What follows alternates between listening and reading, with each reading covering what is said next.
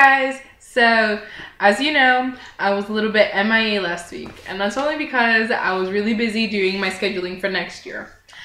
And I was thinking that it's a lot of work to plan your schedule, and not just for us, but like for the people in administration too.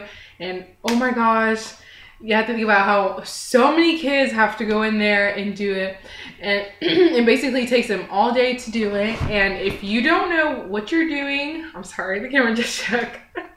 And if you don't know what you're doing for next year, it's really crazy and a hassle for them.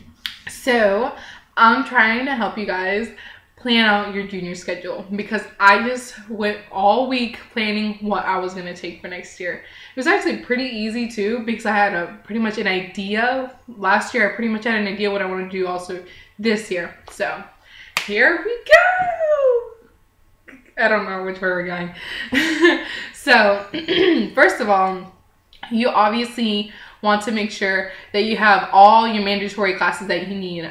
I know that in my school you have to have an English, a science, and a math. And obviously I'll continue doing English 3, and then you get to pick any other math, any other science that you want to take. And obviously that's what I did.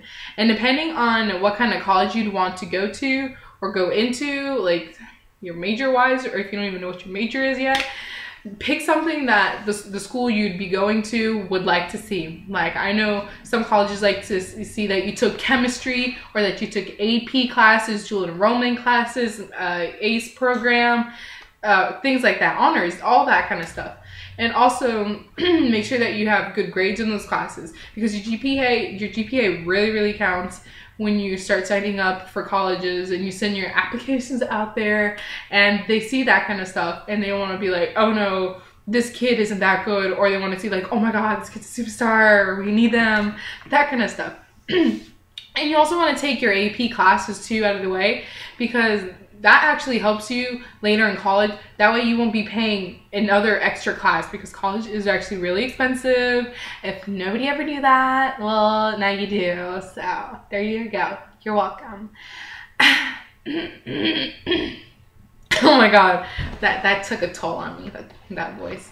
Anyways, you'll also want to check out what other things you can help you get into college. Like, obviously, community hours look really good. And also, what electives you're taking in high school. For me, I'm going into college for performing arts, mainly dance. That's pretty much all I'm doing. So all of my electives for next year are all dance, ballet, and choreography.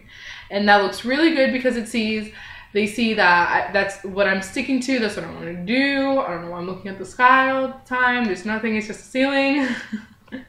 And they see that, like, oh wow, they're very committed to that one thing they're here for, and like, yeah, that's what we're here for. We're not trying to waste anybody's time, and that's really good. You'll also want to see that you're also not taking really hard classes that you know you're going to fail. Because there's another thing, back to chemistry. Lots of people say, like I've heard in my school, that lots of people have taken AP chemistry and barely anybody's passed it. Like almost everybody fails when they take the class, because it's super hard. And also, I'm not a math person. I'm not going to end up taking like AP, Algebra 2. I'm not going to take like something crazy like that, like space science, math. I don't know. I'm not gonna take something crazy like that. So I obviously am just taking Algebra 2 to just like have it calmly and not like make me all crazy and stressed next year. So oh my god, I bet I sound crazy.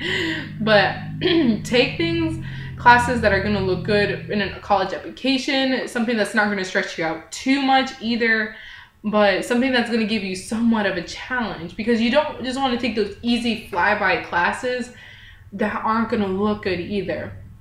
So you have to pretty much pick your scheduling for your junior year wisely, because it is the hardest year in high school, because freshman year, yeah, you're kind of getting settled in. You're obviously not going to want to fail that year. In your sophomore year, you're getting into it even more. In your senior year, you're kind of just letting it go, but obviously with keeping your things up to date.